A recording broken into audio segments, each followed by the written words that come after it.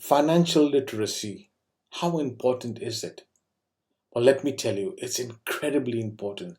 Especially, I know a lot of women of my generation and before who depended on their spouse to handle the finances of the family. Okay, those days have long gone, and it's important for us all to take responsibility of our own financial responsibilities. Okay, and that starts with education about what is financial literacy. I'm talking to a lady today, a wonderful lady who's gone through all of that, who had to pick up the pieces. And not only has she conquered it, but she's actually owning and ruling it.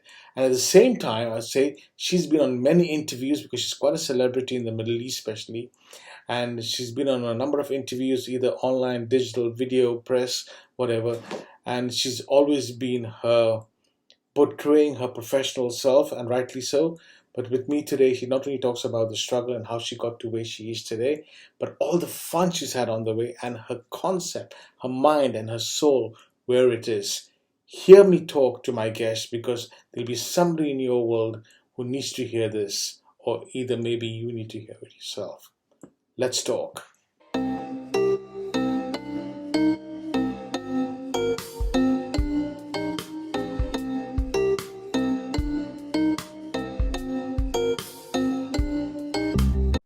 Hello, hello, hello, and welcome to my podcast, A Pint of Imbecile Wisdom. Today is yet another podcast for some reason where I'm talking to another woman. I seem to have had a lot of those in this season, and I'm very delighted about the fact that I'm celebrating all these wonderful women. But my guest today is somebody who I'll be very surprised if you haven't heard of her, if you're living in the Middle East, especially. But if you haven't, you've got to Google her after this podcast. She's a financial advisor. She sits on a number of boards in the Middle East. She's a very well known woman, very well respected in her industry and otherwise. And if you look at her interviews and her podcast, she comes across being very prim and proper and dignified, and rightly so. But for some reason, I've managed to get her to talk to me as herself. We're going to talk about the story about this wonderful woman, from where it started and how it got to where she is today. So, welcome to my podcast, Sandi. Thank you very much for having me. I'm just looking forward to sharing all kinds of stuff with you. Yes, as I said, I'm quite excited because of all the interviews and all the podcasts that I've seen. You're sitting very prim and proper and you're talking about the experts that you. So why don't we start by telling our viewers, those of my listeners who don't know a little bit about you, tell us a little bit about yourself, Sandi. Okay, so right now I'm in an amazing stage of my life. First of all, I just celebrated being 70 years on the planet, and I'm so full of energy. I'm so full of, what should I say, good health. Because I think that's the most important thing as we grow older is having good health. And because that brings the vitality in you.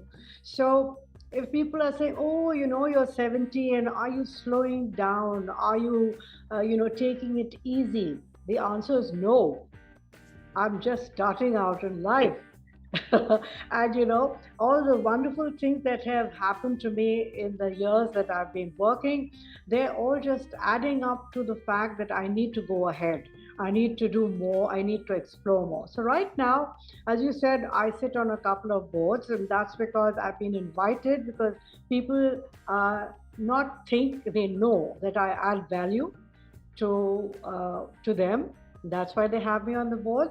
I'm also now invited quite a few times as a chief guest and as a person who gives out awards because I was there before, getting the award, and now I've reached the stage where it gives me great pleasure to be on stage to give others awards. So that's wonderful.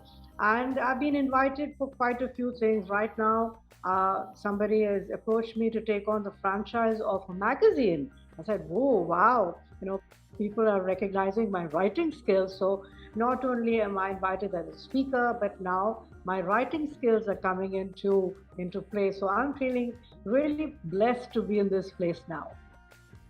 But most of all, Sandi, I think there's one thing you left out is you're very sought after about in the financial sector, correct? Yes, yes. That's true because that's my core competence: financial planning, financial literacy, financial empowerment, because it's very clear that in the last 25 years and doing thousands and thousands of fact finds and signing up thousands of clients, that financial literacy still remains very low. And no matter in which country you are, especially for the women, they seem to think that this is something that should be handled by others. And when I mean others, I'm meaning the male members of their family. So that's something I'm still talking about. That's something I'm still bringing home to women, that you need to be far more responsible for yourself. Because if you're not responsible and don't take responsibility for yourself and you leave that on somebody else, then you're inviting trouble. So for me, that part continues to be the main focus of what I do. So, Sandy, you truly are a in-demand woman, if I may say that. Be it on stage, on interviews, and giving out awards and everything. And that's amazing. It's absolutely amazing. And age has got nothing to do with it, as we talked about before. But it didn't really start this way, did it? I mean, what were the humble beginnings like? All right, yes, very true. They didn't really start that way because I come from a very humble background where money was always something that you had to be very careful about when it came to spending, budgeting, all of that. And I grew up in a house where the focus is always on very good food. So we always had wonderful meals, which is, I think, one of the secrets to my very good health today. So that was never there was never a lack of that. There was always a blessing when it came to food. But yes, on other extraneous things, as they were called, we had to be very careful. And so I grew up in that. Even today, I when I'm leaving the room, I will always switch the lights off. I will turn the air conditioning off, because that's what the messages I got: when you leave, don't waste. Always be careful. So I grew up in that, and I was very happy in that. It's not that I was, dreaming of having millions of dirhams or dollars or rupees or whatever. But fate was kind, and I have to say that whatever opportunities came, they didn't just fall into one's lap. You worked for them, you got recognized for what you did, and that happened with my husband. And he was recognized for his abilities, his intelligence, his competence. And so from very humble backgrounds, getting married in Kuwait, staying in a small apartment, not having any house help, we then moved to Bahrain. And we had so much money, we didn't know how to spend it. Can you imagine? We had such a huge allowance for our furnishing of the house, but we didn't spend it all because it was still, no, I think this is too expensive. Let's look for something else. But what happens is when you have lots of money and your purse strings start to loosen, and you think, why not? Why can't I indulge myself? Why can't I spoil myself? Why can't I enjoy myself? Very slowly, all those little things that you learned as a young child and as an adolescent went out of the window. Of And this course. applied both to my husband and myself. So we became this really free spending couple that was enjoying life to the hilt. Do I regret that? The answer is absolutely not. I enjoyed my life, and we had an amazing time all over the world. And we brought up our children in that. But I have to say, I was still doing being the stingy mother, saving, not indulging in everything. And I have to tell you this: when I used to go shopping, I would always go to the special offers and the best buys, and my kids would always turn around and tell me, "Mom, stop being so cheap." And I said, no, it is these small things that make the difference. So that part of me never really went. And I think it was very good because my kids have learned that.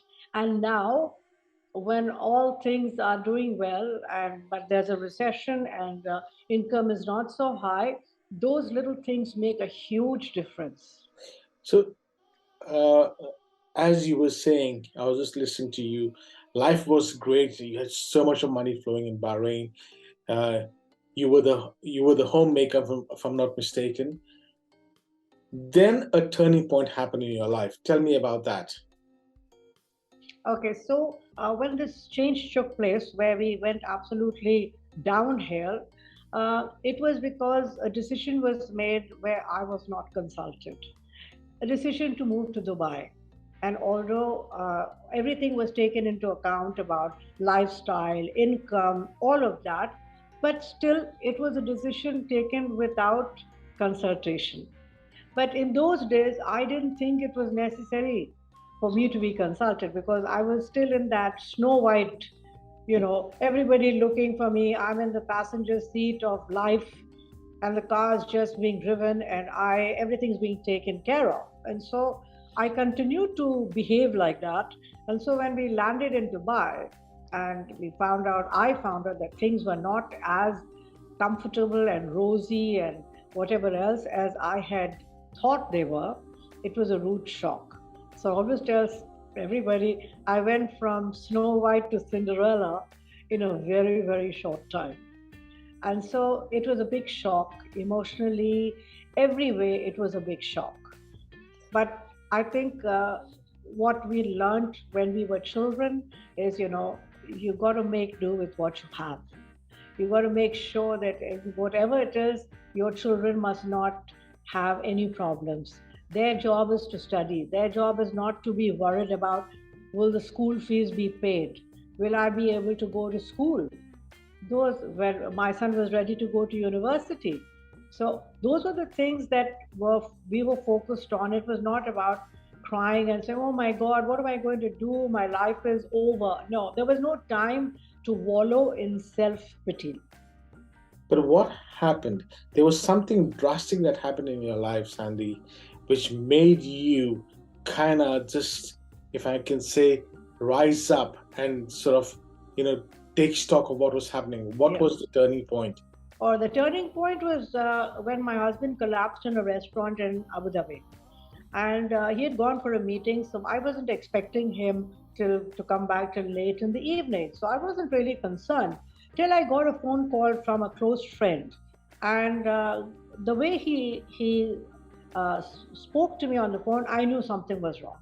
And my first question was, "Has my husband had a heart attack?" Because with the amount of stress that he was going through, no matter how much he tried to hide it and be that strong father and that strong husband, he's a human being. And I said to myself, "What's wrong?" And he said, "You need to come." And I said, "Has he had a heart attack?" He said, "No, but he's collapsed and he's now in the emergency. You need to come." So that was my turning point because I felt totally helpless and I didn't know what to do. And then I thought to myself, am I truly helpless? Am I going to behave in this manner when my husband needs my support, when my children need my support? Am I just going to be this weakling who's going to wring her hands and cry a whole day, not knowing what to do, looking to others to help? The answer is no. I was not going to do that. I was going to take charge. And fortunately for me, my nature is such, and the way that I was brought up is that I will take charge. But it was a huge challenge because there were so many things to look around. But in all of that, I think when you're a woman, you can handle many situations at the same time and still be focused. So Absolutely. that's what helped me. Yeah. But that was the turning point because, first of all, it was the well being of your husband, which came as a shock. And, the second thing was you wanted to take charge, but you had never worked before. Correct. You did have any experience whatsoever ever in the sort of business world. So what did you do? How did you take charge? Okay, so the most important thing is this. When you have to do something and your back is against the wall, the only way you can move is forward. And my back was against the wall. Hmm. And so I decided that I was going to get a job. And the fact that I didn't have any experience because I'd never worked before, I didn't have any qualifications, I couldn't even type, forget about using a computer. Who would give me a job? That was the question, right? And I was prepared for that because my intent and my belief was very, very clear and very strong. I was going to get a job and the universe was going to open a door for me. Mm. That's it. Okay, so that was how my intent and belief became very strong, and now I obviously do a lot of talks on that to motivate other people who could be in a similar situation about being very confident about themselves and their ability to do anything. After all, I'm an intelligent person. I'm an educated person. So what was going to stop me except myself? But Sandy, that's great, and a lot of people go through that. They want to set out if they have no experience. So, what happened in your case when you decided that you were going to go and get a job? How easy or difficult was it? Okay, so in retrospect, it was difficult. Was it impossible? The answer is no. Because all that made the difference was my attitude towards myself. I was not going to let any rejection take away from the fact that I'm an intelligent, educated, capable person. That's the first and number one thing. Number two, I'm in, see how the universe works. I'm in sales now, right? And you get so many no's before you get that yes. So I was very clear no matter how many times I was rejected, my belief in myself did not change. I was open to looking for work anywhere. I was not saying I was going to only do this or only do that. So you have to keep your options open. And when you feel that the options are being exhausted, just get new options. That's it. There's no turning back. There's no going back. You only have to go forward. And I am not a very religious person, but I'm very spiritual. So I pray to the universe. And here's the thing, be very clear in what you ask for. Don't be ambivalent. Don't say, oh, this is not working, so let me have that. No, the job you have to get, right? So it was open one door for me. That's it. Not what kind of door, why did you close the door? I want another door. No, open one door for me. And when you are consistent, this is very important, consistency in what you want, clarity in what you want. I wanted to earn money to pay bills. That is what I wanted. And that is what I set out to do no matter what. So if anybody is experiencing, oh, I don't know what to do in my life, just think very clearly. You're a capable person, you're an intelligent person, and you can do whatever you wish to do. I've done it. So why can't you? Sandy, that brings me to a point though, and we talked about this when we were having our initial call. You said all you prayed for to the universe was open one door for me. That's it. You only asked for one door to be opened. It doesn't matter what's behind the door. You're going to walk in and you're going to find out. If the answer is no, next morning your prayer was the same thing, open one door for me. How many rejections did you get when you first applied for a job? I don't even recall. But you know why? Very simple. It's a negative thought. Yeah. So I'm not going to focus on how many times I was rejected at all. It didn't matter to me. All that mattered was to me was when was I going to get the yes. So Okay. I think people need to focus more on what they want and what not what they could not have. Wow. Okay. So you eventually got a job. Tell me about that. What happened there? Okay, so my prayer was answered, and the universe has a very nice way of giving a nice hard kick in the butt. so, so what do I see? I see in the newspaper this thing that the universe has put for me, and it says if you think you're a people's person and you think you have good communication skills, no experience required, training provided. Yeah, that was just for me. So I got all dressed up. Don't forget, I had a great wardrobe, and I made my way to, you can dress for success, right? So I made my way to this seminar that was taking place in a nice, classy hotel. And here's another thing that I want to make very clear to anybody listening and watching me. Don't ever sit in the back row. Make your way to the front because that's where you get noticed. Even if there's no place, make place for yourself. So that's what I did. I walked to the front, and there were two seats there, and I just walked up very confidently. I said, "Excuse me, is this seat taken?" And they said, "No." I said, "Oh, thank you," and I just sat down. So that was it. Always get noticed, no matter where you are. Get to the front of the room, get noticed. And so there I was, and there's this young man who was talking about financial planning and products and this and that. And I started asking questions because I truly wanted to understand because I couldn't figure out what he was doing. Was he like recruiting people? Was he selling products? What exactly was he doing? So that was very intentional, but I asked the questions. And to cut a long story short, I was shortlisted out of 65 people in the room. And my boss, he's still my boss, he was all of 29, I was 44. And he said to me, "We're offering you a job." I said, "Huh? Really?" "You don't know anything about me." But he said, "We've observed characteristics, what we're looking for, and you made the mark." So I said, "Wow, this is amazing. This should be a great company to work for." And then came the bombshell. I said, "Okay, so how much will you pay me? What's the job?" He said, "Number one, there's no salary." What? Ooh, I need money. And you're telling me there's no salary? How does that work? He says, "Well, you go out and you sell, and as you get more and more clients, you get more commission." I said, "But I need something steady. I need this, I need that. And he just heard me and he said, "Just join us and see what you can do for yourself."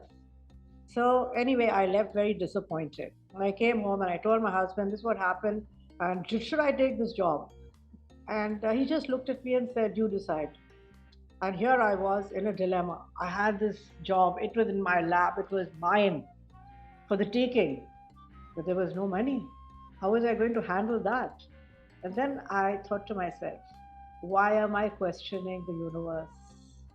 The universe opened the door and I walked through and I saw what was on the other side. And now I'm saying, no, no, no, I don't quite like this. Should you open another door for me? And the answer is no. What comes your way, you must take. And so I took that opportunity and I learned. I was only 6 months in Dubai. I didn't know anybody. For this, you need a network, you need contacts, you need all that. I used to cold call. And that's the worst thing you could have done in Dubai in 1997.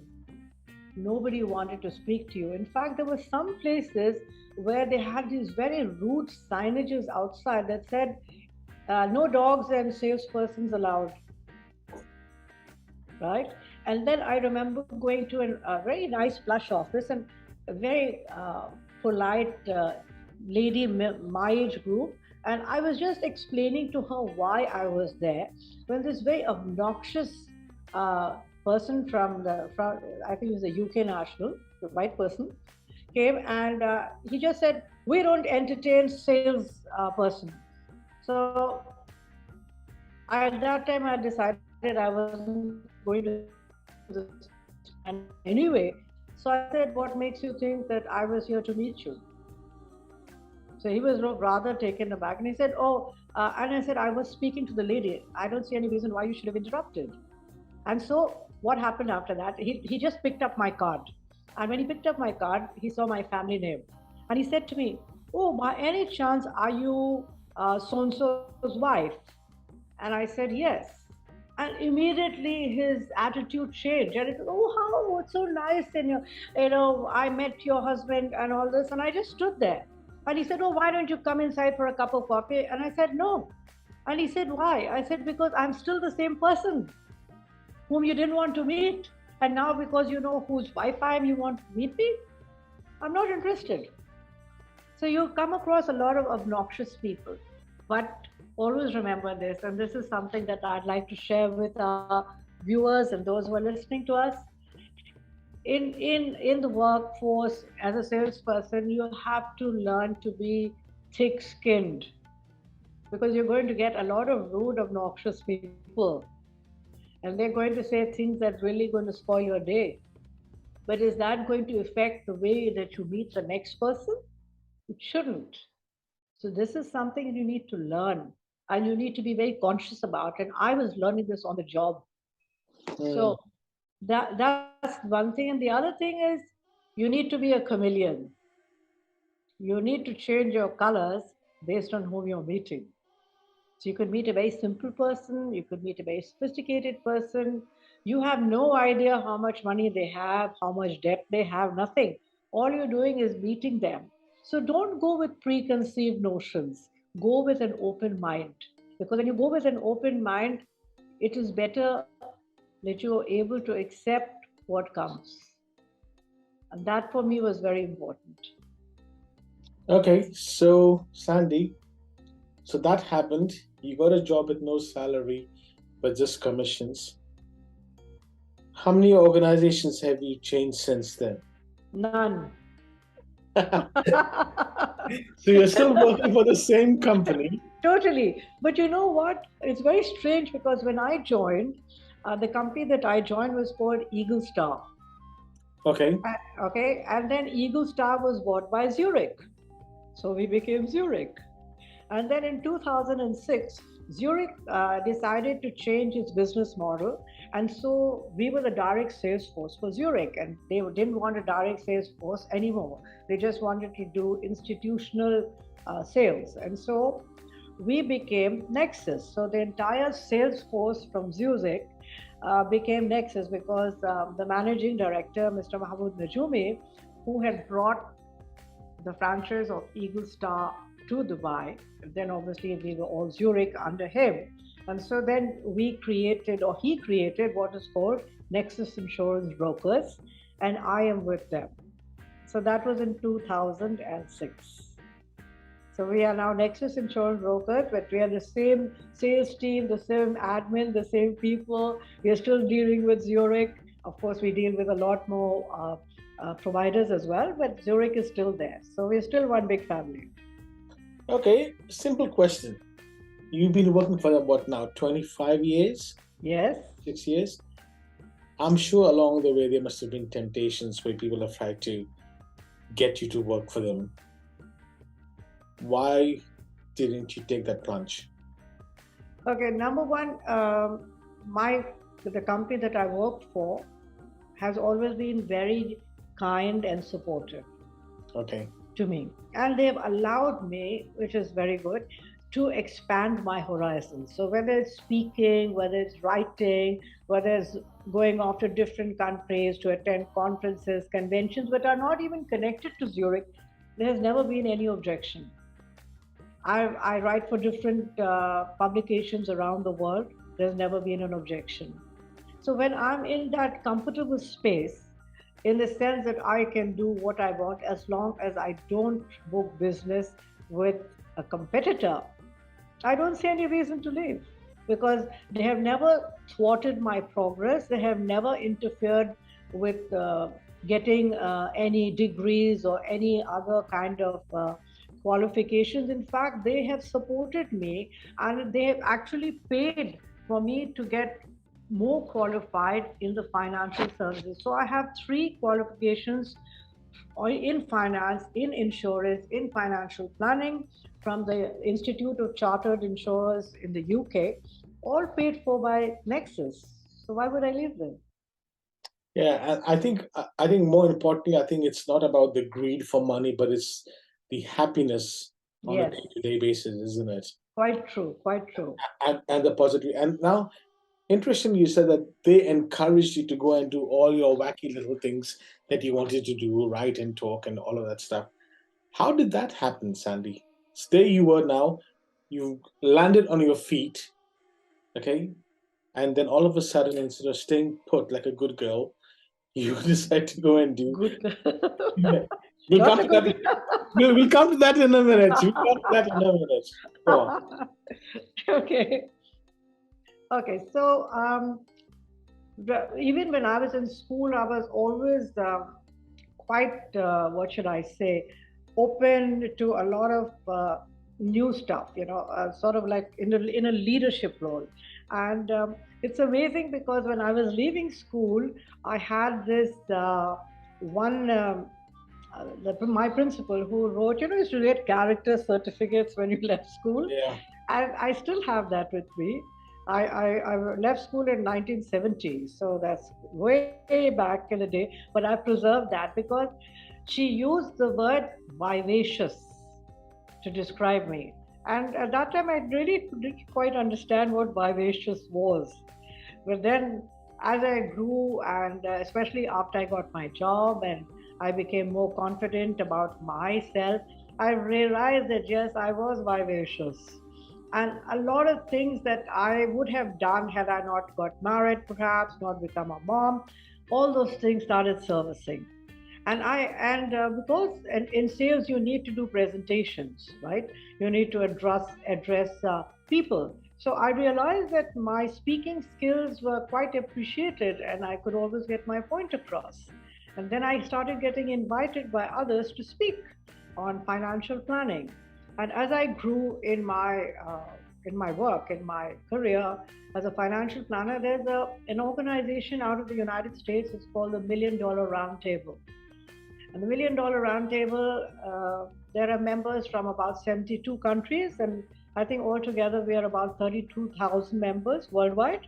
And that is considered one of the most premier organizations for financial planners. And in order for you to qualify to join that organization, you must do a certain level of business in terms of commission, and only then you would be invited to join. And as I grew in my career and my commissions went up, I qualified not once but more than 10 times to become a member of this organization. And this organization is one that helps you to grow on a professional level, on a personal level. So it gave me the opportunity to speak. It gave me the opportunity to do workshops. It gave me the opportunity to travel to different parts of the world as a guest. I've been to Poland, I've been to Cyprus, I've spoken at different places in the United States, in Africa, only because of that. Wow. So, Sandy, before we come to the other part of the podcast about you being a good girl, obviously, uh, let's talk about, you know, what were some of the things that were really challenging as you were transforming from being this successful woman um, to when you were just getting started? Yeah. So when you've been in a role for a very long time and then you take on another role, obviously the people around you have to also make adjustments because suddenly you're not there, you're not paying that much attention, your focus has shifted. So, of course, there were a lot of challenges when it came to the family because mom had always been around. Now mom was out, mom was not there. Wife had always been there. Now Sunday when you come home, wife is not there. Not is she not only not available, she's not even in the country. So those were things that were difficult for the other people to adjust to. And so that would give rise to conflict. And I had then reached the stage where I was not going to step back, but I was going to take my family members along with me and say, you know what? In my success lies your success. Mm. In my going ahead and doing things, earning more money, we are better off. So instead of having any conflict, why don't we just cooperate? Why don't we just understand? Because all the years that I understood my husband not being available because of pressure of work and knowing and understanding that he was doing it for the family, now I was in that situation, and so he should understand, and he did understand. Yes. Did it take time? Answer is yes. Was there stress in the family? The answer is yes. But we worked through it because at the end we're intelligent enough to know what was good for all of us. That's a very good point you make. I think it's always important for the family to be on the same page. Exactly. But outside of your inner world, which was your family and your husband and your kids, was there anything you recall in those years and when you were going through everything outside that has left a mark in your life, or you just tend to ignore it, the negativity? No, there hasn't been any such disastrous event in my life ever since I started. So I can't say that that's something I just ignored and I just carried on regardless of what was happening. No, nothing like that has happened. But recently, my mom had a stroke. Okay. This was just before COVID. And that turned our lives, when I say our lives, my sister and my lives upside down. Because she just turned 90 in Wow. September, yes. And she's pretty much back on her feet. She is quite independent, but she's 90 years old. And so when that happened, we were completely unprepared. And it was a very difficult time for us. But then we are mature enough to realize that these things happen in life, whether they happen when you're young or whether they happen when you're older. It can happen to anybody. Yeah. So we need to be emotionally strong. We need to have a good support system in place. And I'm fortunate and blessed that my family, my husband, my kids, my sister, all of us are a very good support system. So I would like to stress on this point that wherever you are, whoever you are, and whatever situation you are, family does mean a lot. So Yeah. don't forget them. Absolutely.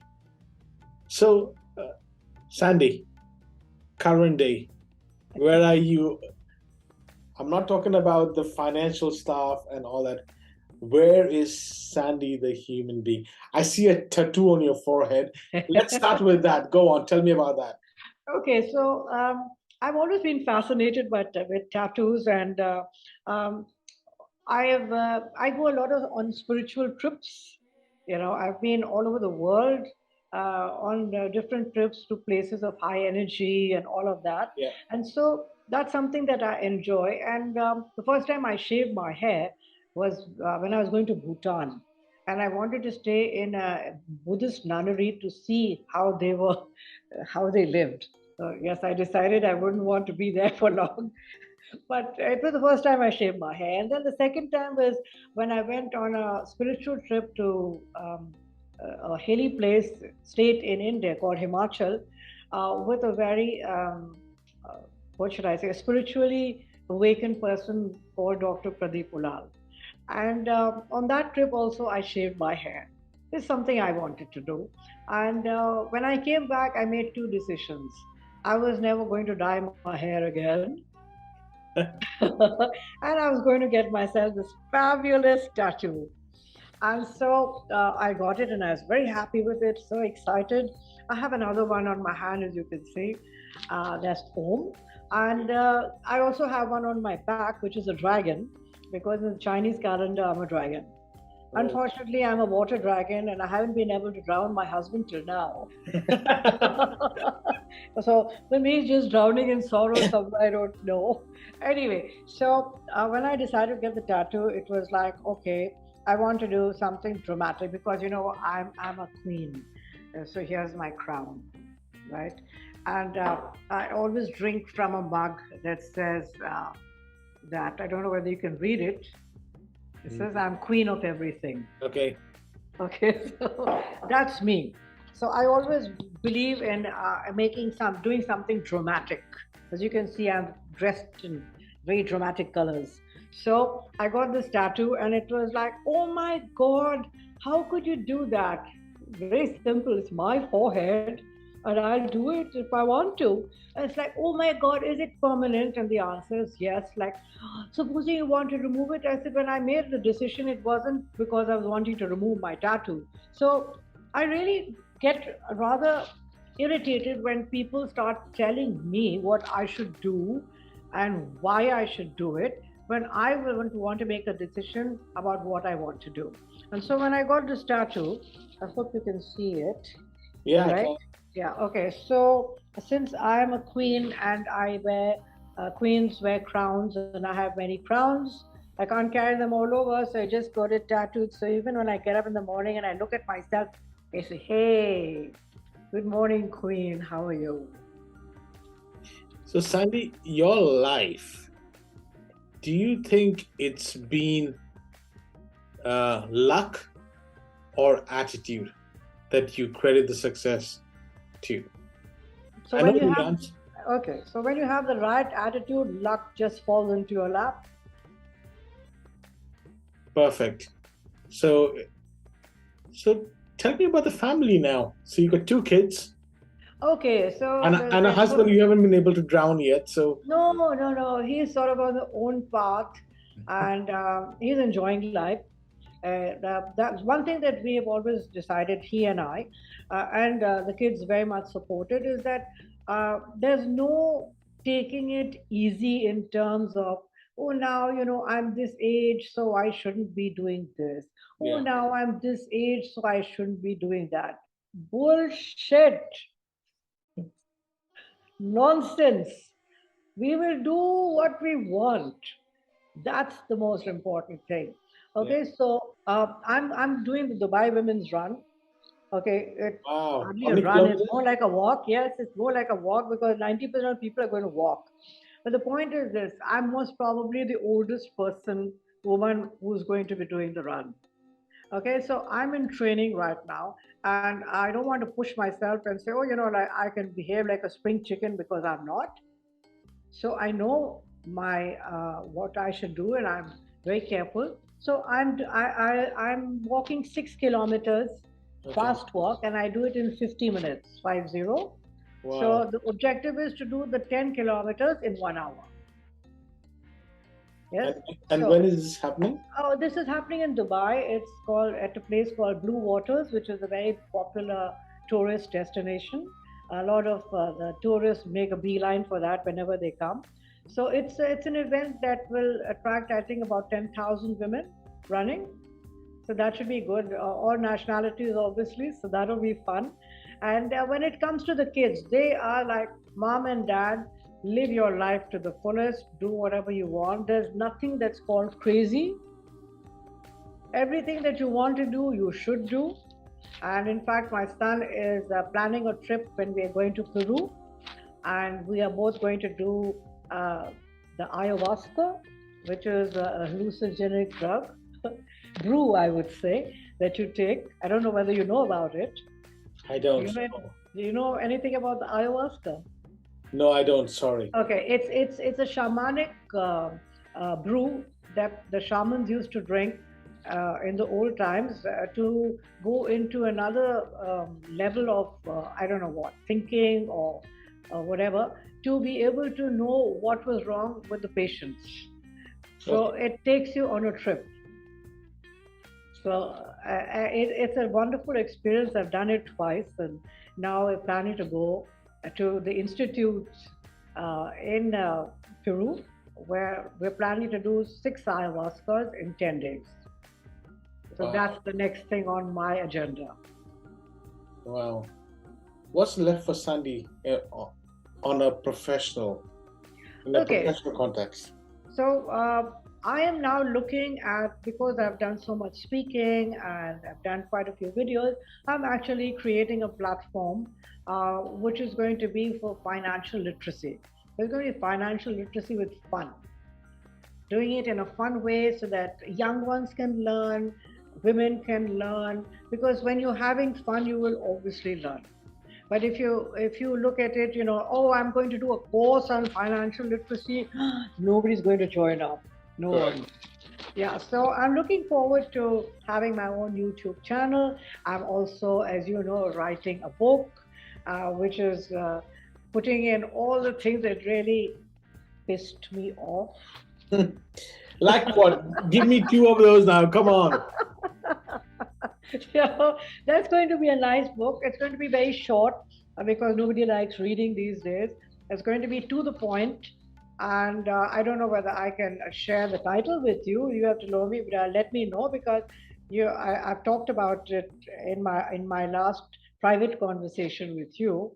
No, please So, go ahead. I mean, okay. I'm very So it open to anything. Yeah. all right. So it's the title of the book is WTF. I'm too scared to even think to even tell you what I think it means. But But you know what it is, right? of course. Yes, okay. And the last chapter where Sandy gives solutions to all the things that have really pissed her off is called FTS. Yeah. Okay. And I think a lot of us are in that stage in our life where we're really pissed off with what's being done, the social conditioning from every angle. You can't do this because you're this. You can't do this because you're that. This is not for you. That is for you. You must only do this. Nonsense. I really don't understand why people have to be judgmental and always tell you what to do. Why can't you do what you want to do? I want to ask everybody, why can't you do what you want to do? What's stopping you? That's what I WTF. want to ask. Yeah, exactly. Thank you.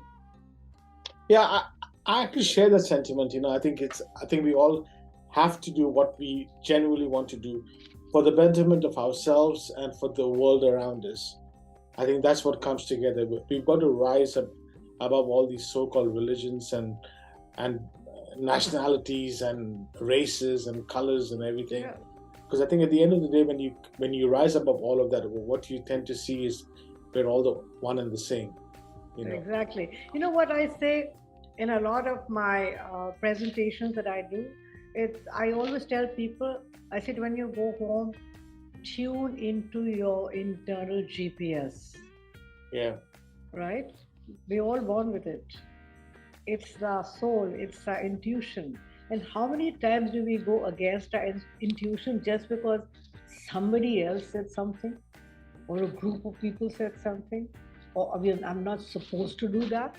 And your voice, inner voice tells you, just do it. It's good for you.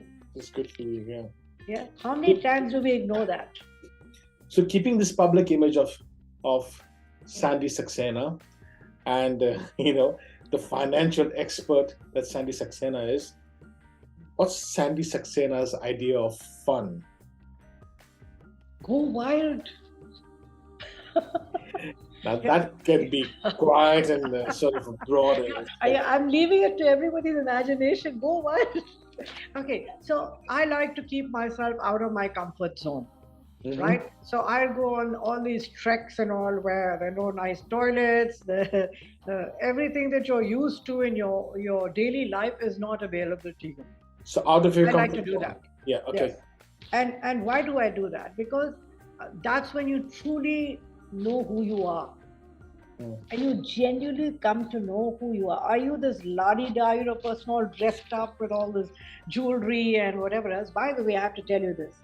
No matter where I go, which trip I go on, and how remote the place is, there are two things Sandy Saxena will always have: lipstick and nail polish.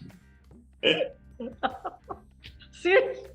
So Okay. a lot of people think, oh, that's another thing. You know what people think? It's like, but you're going on a trek. So why are you got lipstick on? Number one, because I want to wear it. Number two, it keeps my lips from getting chapped.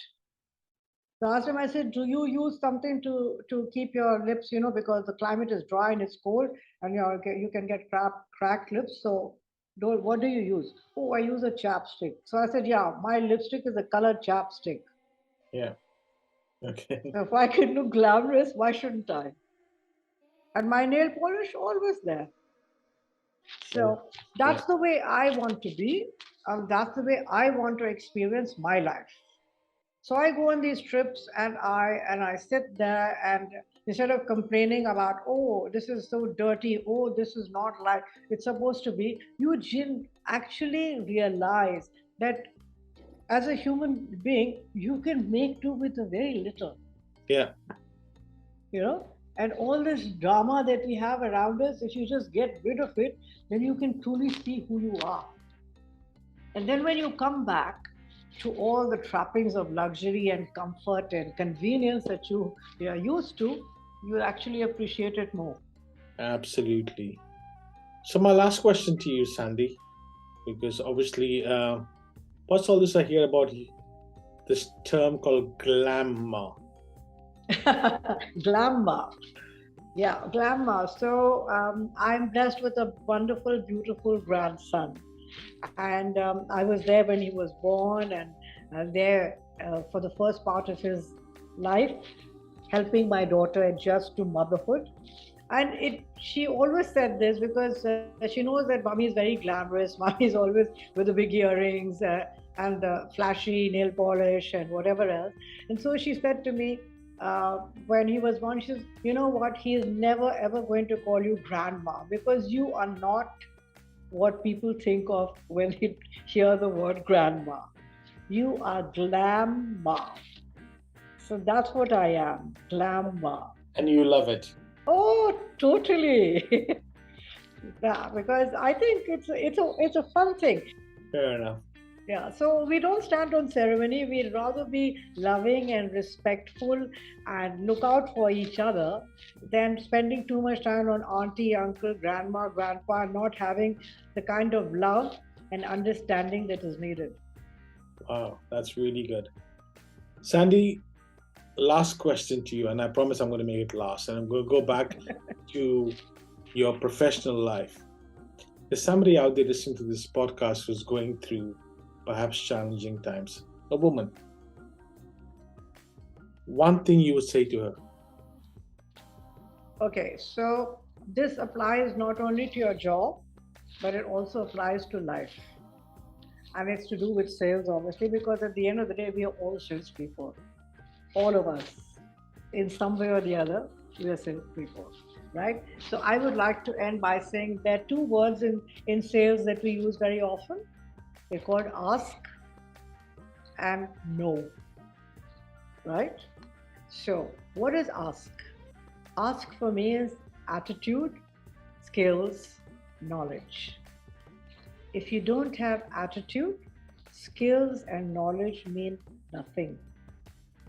Remember, attitude is the most important. I had attitude, I didn't have skills and knowledge. Skills and knowledge can be learned. Attitude is innate, it's in you. You need to focus on your attitude. And when anybody says no, there are two things. Number one, NO, new opportunity. Second word, when you say no, it is a very powerful word. So don't always take it in a negative way when you are using it. No, it means I will not go beyond this point. No means this is the boundary, you cannot cross it. So for women, using the word no in the right context is very powerful, very strong, and it will empower you. And along with those two things, I would say to that woman who's listening, red lipstick, nail polish, and long earrings.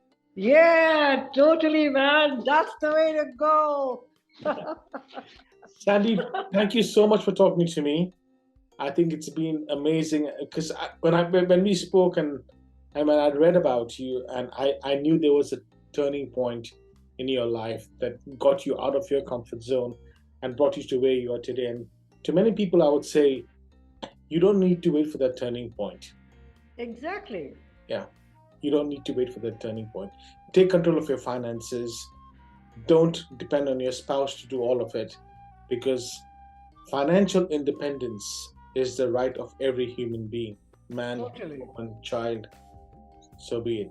Money is something we need from before we are born till after we die. It's our only companion for our entire life. So treat it with love and respect, right? Yeah, correct. So can I say one last thing to Yes. sign off? Yeah. Okay. So I would say that life should be done like ABC, like you learn your ABCD, right? So A is for attitude, B is for belief, C is for courage, but with a lot of charisma. D is for dreams. So dream big and have the determination to fulfill those dreams, right?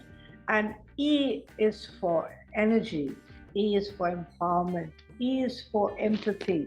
E is a fabulous word, and I can go on and on, but I'll just stop here because life is as easy as ABC. Don't complicate it, there's no need to. Is it for everyone? Yes. Okay. Everyone. We don't know whose background, we don't know anything about anyone. Only they know.